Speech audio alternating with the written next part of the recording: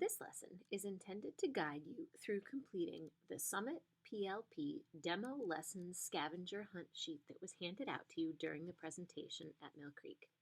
If you didn't attend the presentation at Mill Creek, a copy of this document is available on the website from which you link to this video.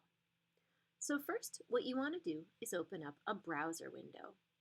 You're probably going to open up a Chrome browser window if you're on your child's Chromebook, but Safari, Firefox, IE, any of those will work just fine. The first thing we need to do is we need to go to www.summitlearning.org. When we go to this site, it takes us to the page that your student uses to log into their PLP, or Personalized Learning Plan. When your child logs in, they normally click the white login button. As a parent, if you want to log in to check on your child's progress, you would click on the Parents view. However, for today, what we're going to do is we're going to scroll all the way down to the bottom of this page, and we're going to use a demo account. This will allow us to view information about a student that is a fictitious student, so that we're not viewing any real data and causing any privacy concerns. So in the box at the bottom, where it says Demo the Summit Personalized Learning Platform, you want to enter the code BEXUVFCA. Again, that is BEXUVFCA. And we're going to hit Submit. And this will take us into a screen that says Welcome to the PLP. Now, if you look at your handout for your scavenger hunt, the first thing that we need to do is, and this is under Task 1, is to choose a demo student. So we see here we have a variety of different students to choose from. You might choose a student who sounds like they remind you of your own child. Sammy is someone who is working ahead. Bobby is someone who has fallen behind. Tracy is right where she needs to be. Patty struggles with projects, and Kathy struggles with content in focus areas. So you can pick a student who seems to resemble yours, and you can write their name down on your sheet for the scavenger hunt. I'm going to select Bobby. Once I select that student, it takes me to the dashboard. You can see the dashboard on the left, and we are in the current view. So this is all of the work that is currently assigned to this student. On your scavenger hunt sheet, it asks you to select your student's math class. So it looks like this demo student is actually enrolled in two different math classes, so we can pick either one. If the demo student that you selected doesn't have a math class, you'll need to go back to the demo home and choose a different student from the list.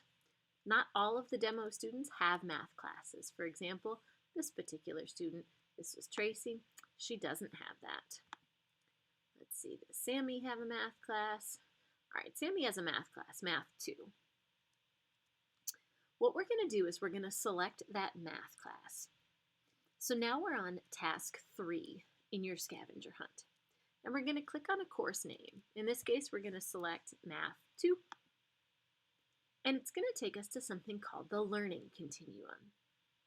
The Learning Continuum includes projects and concept units at the top in blue and focus areas down below. We're going to work on Task 3, which asks us to click on one of the bigger project or concept unit boxes on the top row. So I'm going to choose this one. And again, I just click directly on it. So we're wondering, when is this project due? Well, once I click through to the project, I can see that the final product, which in this case is a performance task, is due on October 1st. As I scroll down, I can see that there are several checkpoints. These are opportunities for students to turn in information to teachers and get feedback on their progress so far. Checkpoints will be one of three colors. Either they'll be green and say, keep going, if the student's doing fine and their understanding is where it needs to be. They'll be a yellowish orange and say, check feedback, if the teacher provided feedback that the student needs to be aware of. Or they'll be red and they'll say, stop and revise. If it's red, it indicates that there's a breakdown in the student's understanding of that concept that's going to prevent them from moving forward. So this is where you'll find the information to complete task 4 on your scavenger hunt. Notice then that the concept unit information is on the right-hand side of the screen. So on your scavenger hunt, we're now at the line just past task 4. You can see it shows what information is being taught in this unit and what we expect students to be able to do by the end of the unit. We teach these directly in class, working with small groups of students at a time. Next, if we scroll down, we'll see what particular math concepts are being analyzed in this particular in this particular concept unit. If you click on View Rubric, you can see what kinds of things are being evaluated in this case. If you look in your students' rubrics, you'll see that there are descriptors underneath each level. This demo student's descriptors are missing, but your students have real descriptors there. So in this particular concept unit, the students are practicing analyzing functions, building functions, and manipulating quadratic expressions. To get out of this, we'll close. Next, it asks us to go back to the current tab. So I'm looking at task 5 on your scavenger hunt now. If we click back to the current tab, and we scroll down so we can see the math class, notice that there are power focus areas and additional focus areas. Task 5 asks you to identify what is the title of one of the focus areas in this project. So this power focus area is transformation of functions. Some of the additional focus areas are multiple representations of functions, conic sections, etc. Yours may be different if you've selected a different demo student than what I have. Let's go ahead and look into one of these focus areas and click on it.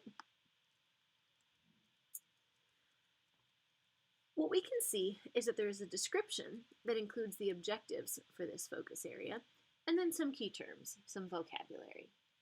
So task 6 on your scavenger hunt asks you to identify how many objectives are there. In this case, there's 1, identify the transformations given equations of functions. 2, identify the transformations given graphs of functions. And 3, identify the transformations in general form. So these 3 items with an asterisk are the 3 objectives. You'll also notice that on the right-hand side, those are the 3 things that are being assessed on the assessments for this focus area. You'll also see that there are key terms, key vocabulary terms that students are going to need to understand to be able to tackle the material in this focus area. Task 7 on your scavenger hunt asks you to pretend that you're a student in this class, and you're going to look through some of the materials that are in this playlist. So a playlist is a list of resources designed to help students achieve one of the objectives. Many times you'll see a set of introductory materials that might include a basic vocabulary sheet, and then you'll see playlists that match the objectives. So this playlist says identify transformations given equations of functions. That's our first objective up here. So there's a playlist for each objective.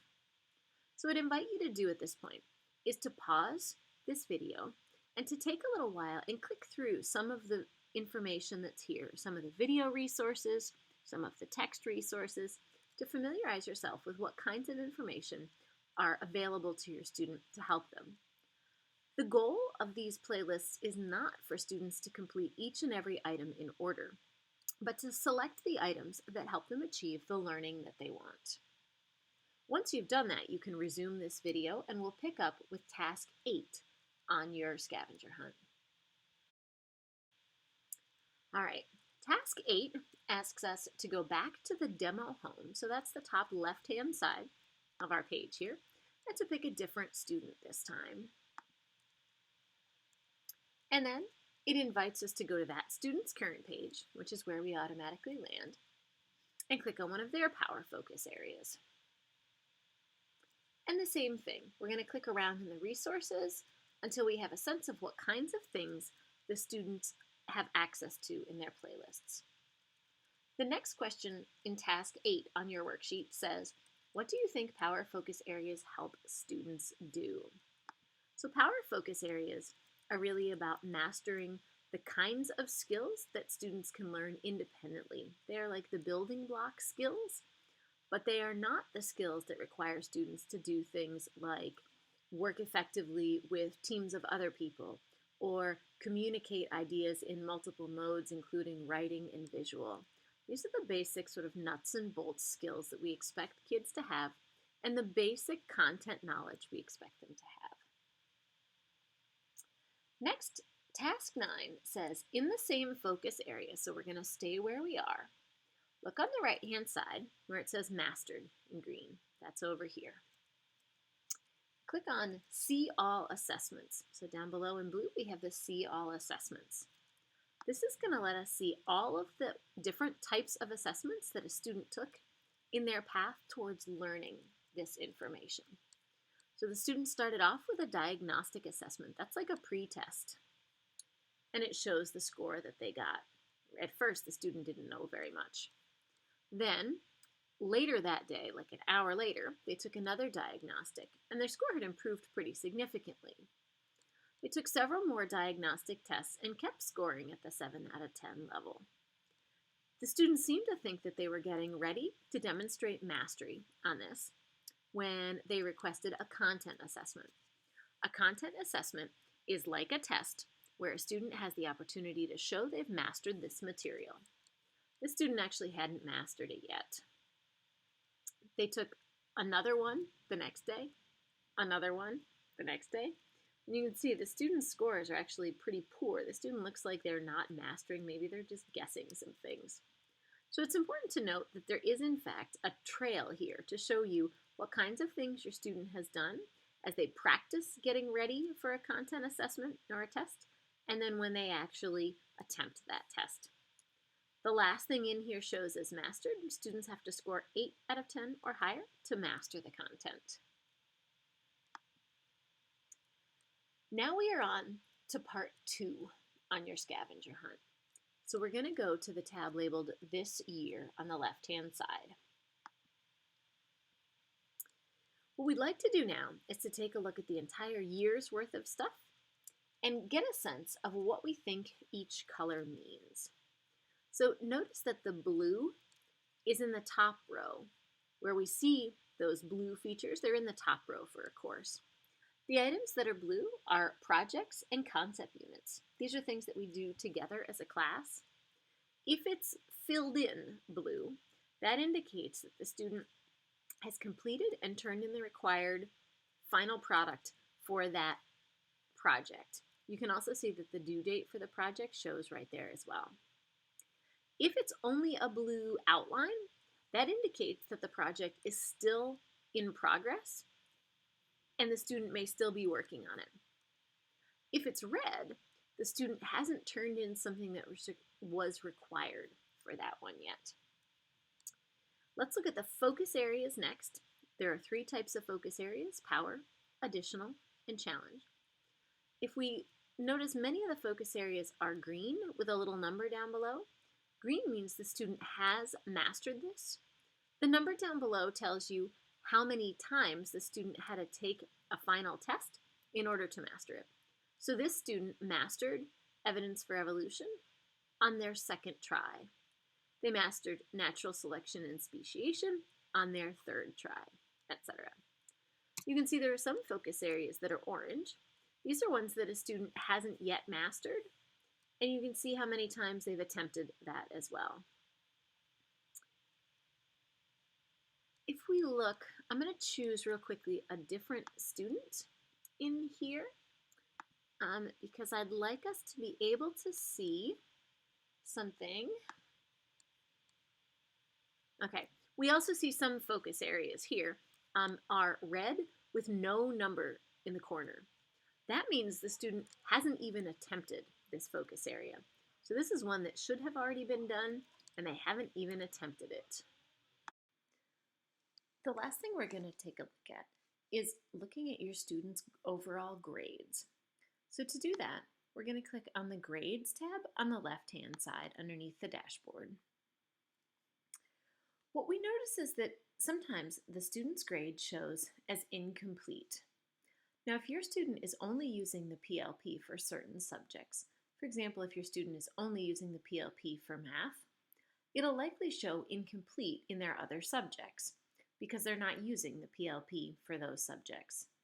Unfortunately, we're not able to have some of the students in the building in a class and others not in the PLP.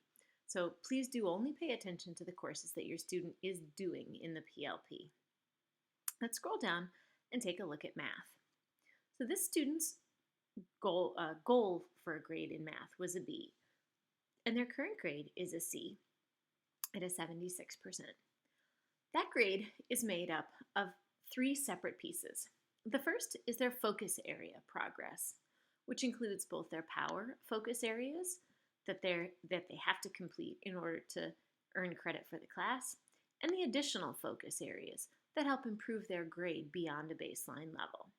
And you can see the student is on pace to complete all 10 of the power focus areas, but is not currently on pace to complete any of those additional focus areas.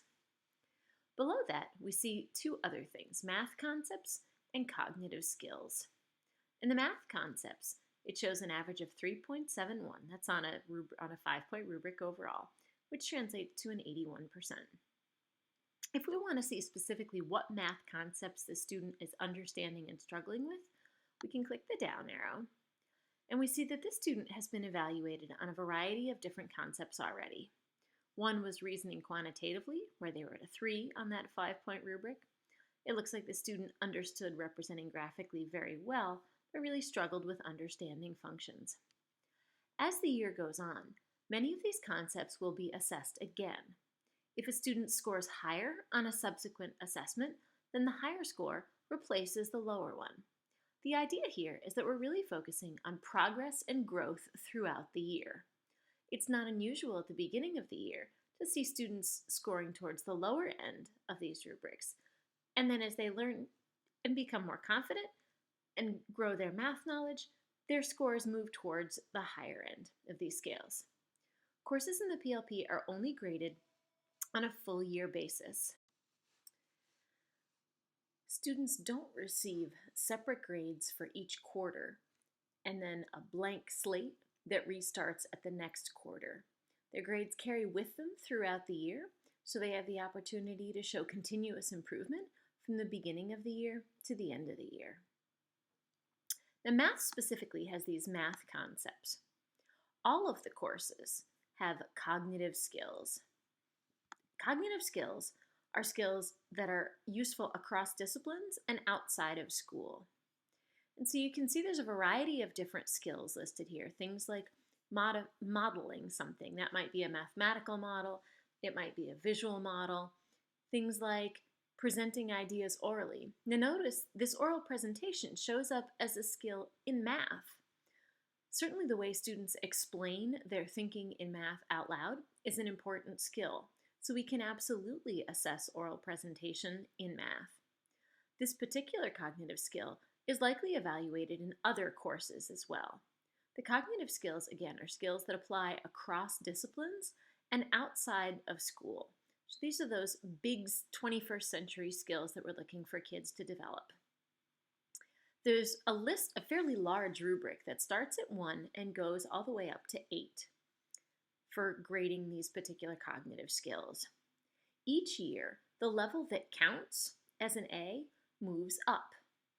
So the idea is that students understand that what it takes to earn a particular grade gets harder and harder every year as we expect them to continue showing growth through the years. Different courses will have different cognitive skills listed based on what projects students do in those courses. When students have grades in those, you'll see items on the rubric highlighted just like you did for the math concepts. Students may have an incomplete for a variety of reasons. One reason that they may be incomplete is that they have not completed all of the power focus areas, or they're not on pace to complete all of the power focus areas. That's one red flag. Another reason that they might have an incomplete grade is that their cognitive skills score is below what's required in order to be considered passing the class. So I invite you to take a little while to surf around through some of the grades of the demo students and take a look at what factors are going into their grades being what they are. Finally, let me just mention that there are other useful bits of information within the PLP. Your student may or may not have set some goals for the year. Your student may or may not be using the action items list. This is a place where your student can add items to a to-do list. They can put dates in there and deadlines for themselves. Your student may or may not have looked at college selectivity and had some thoughts about where they want to go longer term. You may also find that there are reflections in here. Your teacher may have asked your student to periodically go in and reflect on their progress so far. You may see those reflections, or just, again, depending on whether the teacher has asked students to do any reflecting, you may not see anything in there yet. Feel free to continue clicking around within this demo system. You can't break anything in here, so it's not like there's ever going to be a situation where you click something and something bad happened. Please do flag down the teachers who are here to help you and let us know what questions you have. Thank you for coming and for your time.